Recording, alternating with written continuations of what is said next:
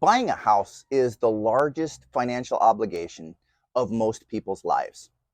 There are a lot of costs to buying a house besides just a down payment. Costs before buying, during the closing process, and even after you take possession of the house.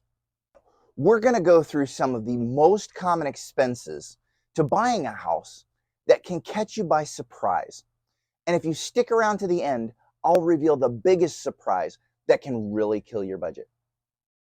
After days, weeks, or even months, you finally find the perfect house. Your realtor draws up the paperwork and you submit your offer. And then the seller accepts. The first thing you have to do as a buyer is to cut a check.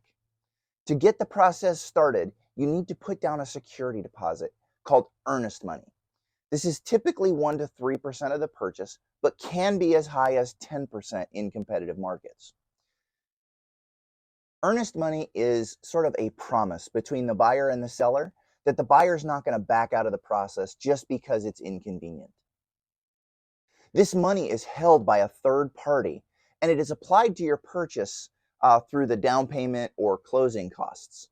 Now, if any contingency fails, like a home not passing inspection, you'll get the money back.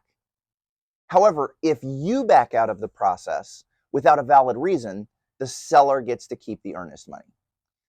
When I started purchasing my first home, I had the down payment and I thought that was all I needed. It was my mortgage agent who advised me to reserve some additional funds to pay for fees. Now that the security deposit is in place, next are the inspections. These are conducted by a company chosen by the buyer, and they cover major systems such as the plumbing, sewer, electrical, chimney, roof, and HVAC. Some inspectors check for asbestos and mold, as well as other contaminants as mold and pests.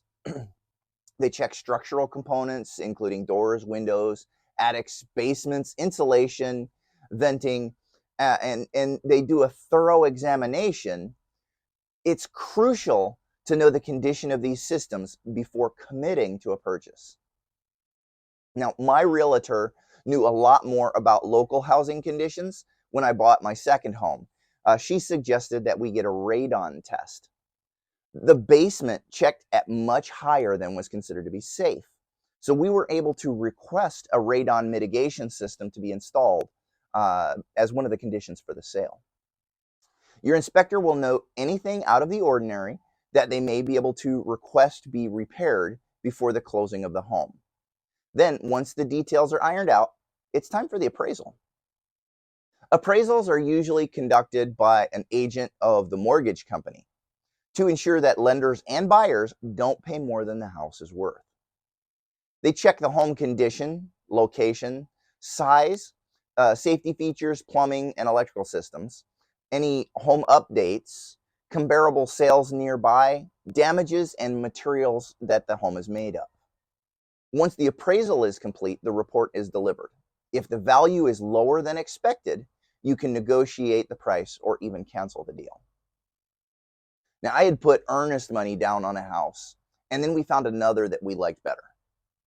Thankfully, the first house did not appraise for what they were asking, and we got our money back. But that could have been a costly mistake. On that home, I was out the inspection and the appraisal fee, but it did work out in my favor in the end because we got a much better house. All these steps are crucial to ensure that you're making a sound investment. Remember that many of these costs are out of pocket and non-refundable if the deal falls through. Calculate these amounts and save twice that amount just in case your first prospect doesn't work out. Next, we'll look at the hidden costs that you can encounter during the mortgage process. So once you've found the perfect home and made an offer, the next phase is just as crucial. The prepaid expenses that you're going to be expected to pay during the closing process can be the second largest expense to buying a home, second to your down payment. One of the components of these upfront costs is homeowner's insurance. You typically need to pay for the first year's premium upfront. And then future payments are usually included with your mortgage. But this initial cost can be a surprise if you're not prepared. You'll also need to cover property taxes for the remaining part of the current year and an estimate for the first year. These are also rolled into your mortgage payments, but the upfront costs, they're adding up quickly. If your home is in a community with a homeowners association, there are additional fees to consider. HOA fees, they cover operating expenses, maintenance of common areas, and general repairs. These fees can be monthly or semi-annually, but they add significantly to your monthly budget.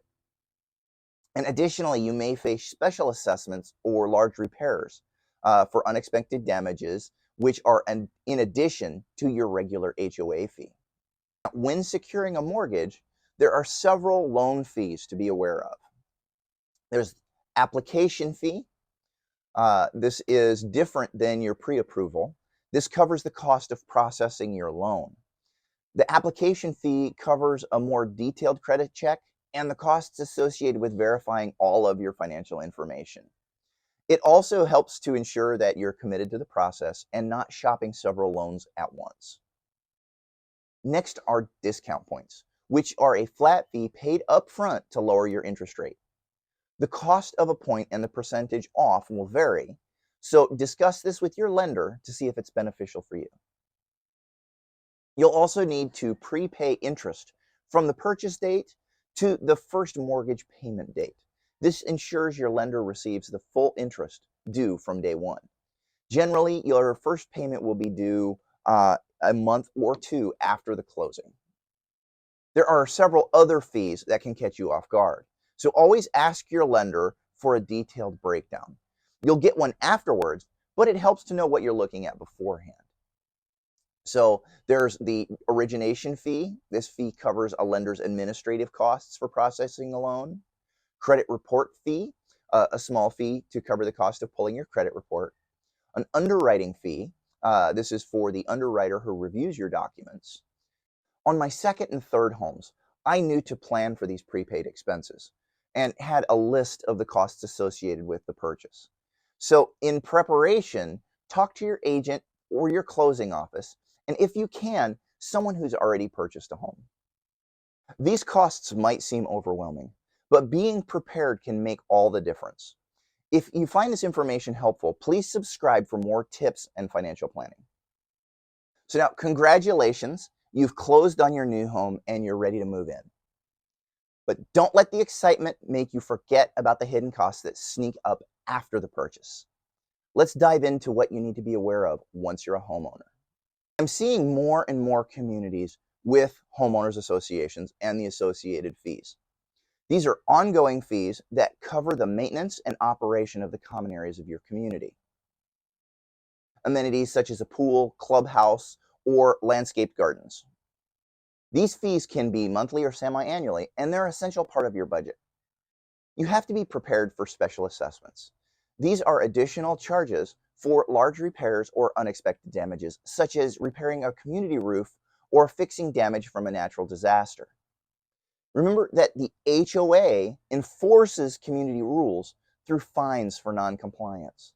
Consistently violating rules lead to hefty fines and even the risk of losing your home. We had been in our house for several years, and I received a notice to pressure wash my driveway. Now, I obviously didn't get it done in time, and I received a fine for $1,000 for noncompliance. I got that refunded, but only because I was very familiar with our HOA restrictions and policies. Next, we're going to look at setting up utilities for your new home. These fees are usually not included in your closing costs. You'll need to set up services for water, power, gas, cable, internet, phone, and garbage collection. Each of these services may require a deposit or a connection fee, which may be included with your first bill. These initial setup fees can catch you off guard if you're not prepared for them, so make sure to budget accordingly. Now, I had said if you stick around to the end, we'll hit the biggest thing that can really derail your budget, and that's an escrow deficit. If your insurance premiums or your property taxes increase, your escrow account may not have enough funds to cover these new costs. This can result in a notice of an escrow shortage. You'll need to make up this deficit, which means higher payments until the account is balanced again. In our second year of homeownership, our property taxes went up based on the new purchase price of our home. This caused an escrow shortage, and we had to make additional payments to cover the deficit. Finally, let's talk about future repairs and upgrades. New homes may seem perfect, but wear and tear can lead to unexpected maintenance costs. Common repairs include fixing the roof, replacing water heaters, upgrading appliances, and these costs can add up, so it's essential to budget for them. Upgrades and renovations, such as adding a deck or finishing a basement, are also part of homeownership.